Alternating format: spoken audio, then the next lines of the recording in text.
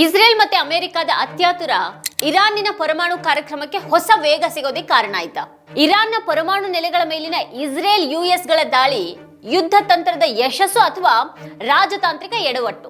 ಒಂದು ಕಾಲದಲ್ಲಿ ಇಸ್ಲಾಮಿಕ್ ಆಡಳಿತಕ್ಕೆ ವಿರುದ್ಧವಿದ್ದ ಹಾಗೆ ಕಾಣ್ತಾ ಇದ್ದಂತ ಇರಾನಿನಲ್ಲಿನ ಉದಾರ ವರ್ಗ ಈಗ ಬಾಂಬ್ ತಯಾರಿಗೆ ಒತ್ತಾಯ ಮಾಡ್ತಾ ಇರೋದು ಯಾಕೆ?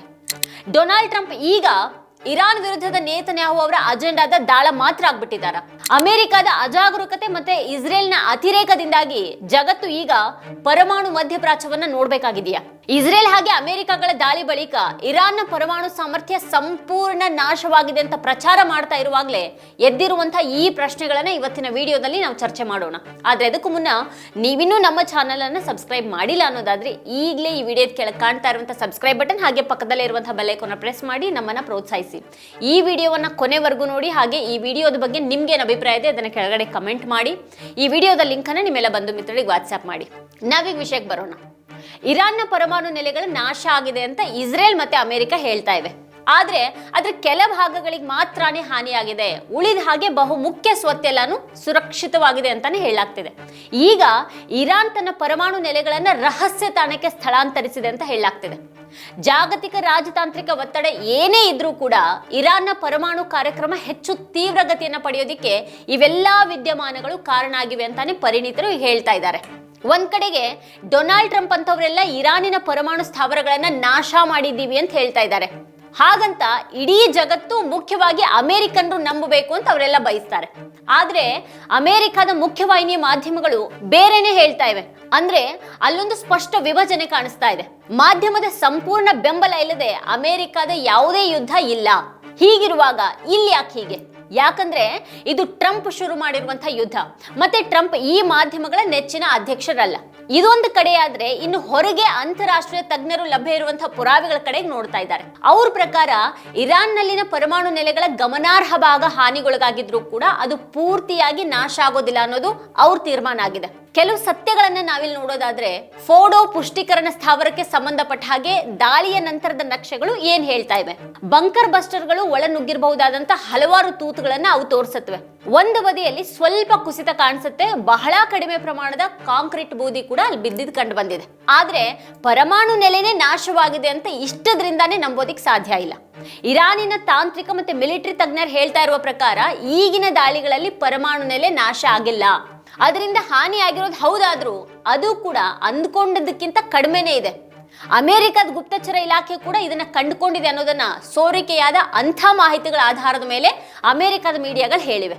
ಹೆಚ್ಚಿನ ಪರಮಾಣು ನೆಲೆಗಳು ಭೂಗತವಾಗಿದ್ವು. ಹಾಗಾಗಿ ಇರಾನ್ ಮುಂದೆ ಯೋಧಿಸ್ತಾ ಇರೋದಕ್ಕೆ ನಿರ್ಣಾಯಕವಾಗಿದ್ದಂತಹ ನೆಲೆಗಳ ಬಹುಮುಖ್ಯ ಭಾಗಕ್ಕೆ ಯಾವುದೇ ಹಾನಿ ಆಗಿಲ್ಲ ಅಂತ ಹೇಳಲಾಗ್ತದೆ. ಪಾಶ್ಚಿಮಾತ್ಯ ಗುಪ್ತಚರ ಇಲಾಖೆಗೂ ಅದು ಎಲ್ಲಿದೆ ಅಂತ ತಿಳಿದಿಲ್ಲವಾದ್ರೂ ದೇಶಾದ್ಯಂತ ಹರಡಿರಬಹುದು ಅಂತ ಹೇಳಲಾಗ್ತಾ ಇದೆ. ದಾಳಿಗಳಿಗೆ ಮುಂಚೆನೆ ಇರಾನಿಯನ್ರು ಅದರ ಬಗ್ಗೆ ಸುಳಿವನ್ನ ನೀಡಿದ್ರು. ಈಗ ವಿಶ್ವದಾದ್ಯಂತ ಗುಪ್ತಚರ ಸಮುದಾಯ ಒಪ್ಕೊಂಡಿದೆ. ಅತ್ಯಂತ ಮುಂದುವರಿದ ಕೇಂದ್ರಾಪಗಾಮಿಗಳ ಗಣನೀಯ ಭಾಗ ಹಾನಿ ಆಗದೇನೆ ಉಳ್ಕೊಂಡಿರುವಂತ ಸಾಧ್ಯತೆ ಕೂಡ ಹೆಚ್ಚು ಅಂತ ಹೇಳಲಾಗ್ತದೆ. ಹಾಗಾದ್ರೆ ಇರಾನ್ ಈಗ ಏನ್ ಮಾಡತ್ತೆ? ಅದರ ಎದುರು ಈಗಾಗಲೇ ಹಲವು ಆಯ್ಕೆಗಳಿವೆ ಅಂತ ಹೇಳಲಾಗ್ತದೆ. ಇರಾನಿನ ಸಂಸತ್ತು ರಾಫೆಲ್ ಮರಿಯಾನೋ ಗ್ರೋಸಿ ನೇತೃತ್ವದ ಅಂತಾರಾಷ್ಟ್ರೀಯ ಪರಮಾಣು ಶಕ್ತಿ ಸಂಸ್ಥೆ ಜೊತೆಗೆ ಸಹಕಾರವನ್ನು ಸ್ಥಗಿತಗೊಳಿಸೋದಕ್ಕೆ ನಿರ್ಧಾರ ಮಾಡಿದೆ. ಇರಾನ್ನ ಆರೋಪಗಳು ಗಂಭೀರವಾಗಿವೆ. ಇರಾನಿನ ಗುಪ್ತಚರ ಇಲಾಖೆ ಇಸ್ರೇಲಿ ಪರಮಾಣು ಕಾರ್ಯಕ್ರಮಕ್ಕೆ ಸಂಬಂಧಪಟ್ಟಂತಹ ದೊಡ್ಡ ಪ್ರಮಾಣದ ದಾಖಲೆಗಳನ್ನು ಹ್ಯಾಕ್ ಮಾಡುವಲ್ಲಿ ಯಶಸ್ವಿಯಾಗಿರೋದಾಗಿ ಹೇಳಿದೆ.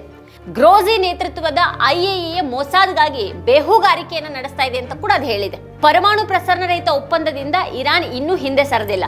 ವಿಶ್ವಸಂಸ್ಥೆಯ ಜಂಟಿ ಸಮಗ್ರ ಕ್ರಿಯಾ ಯೋಜನೆ ಅಂದ್ರೆ JCPOA ಒಪ್ಪಂದಕ್ಕೆ ವಿರುದ್ಧವಾಗಿ ಯುರೋಪಿಯನ್ರು ಇರಾನ್ ಮೇಲೆ ಸ್ನ್ಯಾಪ್ ಬ್ಯಾಕ್ ಕಾರ್ಯವಿಧಾನವನ್ನ ಪ್ರಚೋದಿಸಿದ್ರೆ ಬಳಸೋದಿಕ್ಕೆ ಇರಾನ್ ಇಟ್ಕೊಂಡಿರುವಂತಹ ಪರಮಾಣು ಆಯ್ಕೆ ಅದು. ಅಂದ್ರೆ ಆಯತುಲ್ಲಾ ಖಾಮಿನಿ ಅವರು ಒಪ್ಪಿದ್ರೆ ಇರಾನ್ ಬಾಂಬ್ ತಯಾರಿಗೆ ತೊಡಗಬಹುದು. ಬಾಂಬ್ ಗ್ರೇಡ್ಗೆ 400 kg ಯುರೇನಿಯಂ ಅನ್ನ ಉತ್ಕೃಷ್ಟಗೊಳಿಸೋದಿಕ್ಕೆ ಇರಾನ್ಗೆ 9 ಕ್ಯಾಸ್ಕೇಡ್ಗಳು ಬೇಕಾಗುತ್ತವೆ. ಇದು ಒಂದು ವಾರಕ್ಕೆ ಸರಾಸರಿ 1.5 ಕ್ಯಾಸ್ಕೇಡ್ಗಳನ್ನ ಸ್ಥಾಪಿಸಬಹುದು. ಅಂದ್ರೆ 1.5 ತಿಂಗಳುಗಳು ಬೇಕಾಗತ್ತೆ. ಇರಾನಿನ ಪರಮಾಣು ವಿಜ್ಞಾನಿಗಳ ಹತ್ಯೆ ಕುರಿತು ಈಗ ಬಹಳಷ್ಟು ತಪ್ಪು ಮಾಹಿತಿ ಕೂಡ ಇಂಟರ್ನೆಟ್ ನಲ್ಲಿ ಹರಿದಾಡ್ತಾ ಇದೆ. ಇಸ್ರೇಲ್ ಅವರಲ್ಲಿ ಈಗಾಗಲೇ ಹಲವರನ್ನ ಹತ್ಯೆ ಮಾಡಿದೆ. ಆದ್ರೆ ಇರಾನ್ 25,000 ಪರಮಾಣು ವಿಜ್ಞಾನಿಗಳು ಮತ್ತೆ ಇಂಜಿನಿಯರ್ಗಳನ್ನ ಹೊಂದಿದೆ. ಪ್ರತಿ ವರ್ಷ 100 ಜನರು ಸೇರ್ತಾನೆ ಇದ್ದಾರೆ. ಅಲ್ಲದೆ ಬಾಂಬ್ಗೆ ಸಂಬಂಧಿಸಿದ ಥಿಯರಿ ಸಂಬಂಧಿತ ಕೆಲಸಗಳು ಈಗಾಗಲೇ ಮುಗಿದಿದೆ ಅಂತ ಹೇಳಲಾಗ್ತದೆ. ಇರಾನ್ ಅನ್ನ ತಡೆಯುವಲ್ಲಿ ಪಾತ್ರ ವಹಿಸೋದು ಖಾಮಿನೆಯವರ ಫತ್ವಾ ಮಾತ್ರನೇ. ಅವರು ಸದ್ದಿಲ್ಲದೇನೆ ಅನುಮತಿ ಕೊಟ್ರು ಅಂತ ಅಂದ್ರೆ ಇರಾನ್ ಬಾಂಬ್ ತಯಾರಿಗೆ ವೇಗ ಸಿಕ್ಬಿಡತ್ತೆ. ಆದ್ರೆ ಅದು ಈ ರೀತಿ ಮಾಡಿದ್ರೆ ರಾಜತಾಂತ್ರಿಕತೆಗೆ ತೊಡಕಾಗತ್ತಾ ಅನ್ನೋದು ಪ್ರಶ್ನೆ. ಕಳೆದ 3 ತಿಂಗಳಿಂದ ಅಮೆರಿಕ ಮಾಡಿದ ಹಾಗೆ ಈಗ ಇರಾನ್ ಕೂಡ ನಾಟಕ ಆಡಬಹುದು. ಅವರು ಹೆಚ್ಚುವರಿ ಯುರೇನಿಯಂ ಅನ್ನ 60% ಉತ್ಕೃಷ್ಟಗೊಳಿಸುವಾಗ ರಾಜತಾಂತ್ರಿಕ ಪ್ರಕ್ರಿಯೆ ಸ್ಥಗಿತಗೊಳಿಸಬಹುದು. ಇರಾನ್ ಜನರಲ್ಲಿ ಕೂಡ ಈಗ ಬಾಂಬ್ ಬಗ್ಗೆ ವಿರೋಧದ ಮನಸ್ಥಿತಿ ಇಲ್ಲವಾಗಿದೆ. ಈಗ ಅಂಥ ಒತ್ತಾಯ ಅಲ್ಲಿನ ಉದಾರ ವರ್ಗದಿಂದಾನೇ ಬರ್ತಾ ಇದೆ. ಅವರು ಅಲ್ಲಿನ ಇಸ್ಲಾಮಿಕ್ ಆಡಳಿತದ ಬಗ್ಗೆ ಈಗ ವಿರೋಧಿಗಳಂತೆ ಉಳಿದಿಲ್ಲ ಅನ್ನೋದು ಸ್ಪಷ್ಟವಾಗಿದೆ. ಇಸ್ರೇಲ್ ಮತ್ತೆ ಪಾಶ್ಚಿಮಾತ್ಯರು ಇಸ್ಲಾಮಿಕ್ ಆಳ್ವಿಕೆ ಟೆಹರಾನ್ ವಿರುದ್ಧ ದಂಗೆ ಏಳೋದಿಕ್ಕೆ ಈ ಉದಾರ ವರ್ಗದ ಮೇಲೆ ಹಣ ಹಾಕಿದ್ರು. ಆದ್ರೆ ಕಡೆಗೆ ಈ ಉದಾರ ವರ್ಗ ಇರಾನ್ ಸರ್ಕಾರದ ಪರವಾಗಿ ಒಗ್ಗೂಡ್ತು. ಅವರೀಗ ಖಾಮಿನೆ ಫತ್ವಾವನ್ನ ಹಿಂತೆಗೆದುಕೊಳ್ಬೇಕು ಮತ್ತೆ ಬಾಂಬ್ ತಯಾರಿಸಬೇಕು ಅಂತ ಒತ್ತಾಯ ಮಾಡ್ತಾ ಇದ್ದಾರೆ.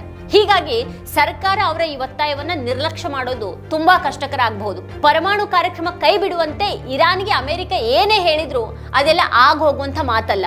ಇರಾನಿನ ಸಂಕಲ್ಪ ಈಗ ಮತ್ತಷ್ಟು ಗಟ್ಟಿಯಾಗಿದೆ. ಬೆಂಜಮಿನ್ ನೇತನ್ಯಾಹು ಅವರ ಪ್ರಚೋದನೆಯಿಂದ ಯುದ್ಧಕ್ಕೆ ಇಳಿದಂಥ ಟ್ರಂಪ್ ಈಗ ದಾಳ ಮಾತ್ರ ಆದ್ರ ಅವ್ರ ಮಾತು ನಡೆಯದಂಥ ಒಂದು ಸ್ಥಿತಿ ತಲೆದೂರಿದೆಯಾ? ಇಂಥ ಪ್ರಶ್ನೆಗಳು ಈಗಿವೆ. ಇದೇ ಇವತ್ತಿನ ಸ್ಪೆಷಲ್. ನೋಡ್ತಾ ಇರಿ ವಾರ್ತಾಭಾರತಿ. ನೀವಿನ್ನೂ ವಾರ್ತಾಭಾರತಿ ಯೂಟ್ಯೂಬ್ ಚಾನಲ್ ಅನ್ನ ಸಬ್ಸ್ಕ್ರೈಬ್ ಮಾಡಿಲ್ಲ ಅನ್ನೋದಾದ್ರೆ ಈ ಕೂಡಲೇ ಸಬ್ಸ್ಕ್ರೈಬ್ ಮಾಡಿ, ಹಾಗೆ ಪಕ್ಕದಲ್ಲಿ ಇರುವಂತಹ ಬೆಲ್ ಐಕಾನ್ ಪ್ರೆಸ್ ಮಾಡಿ ನಮ್ಮನ್ನ ಬೆಂಬಲಿಸಿ.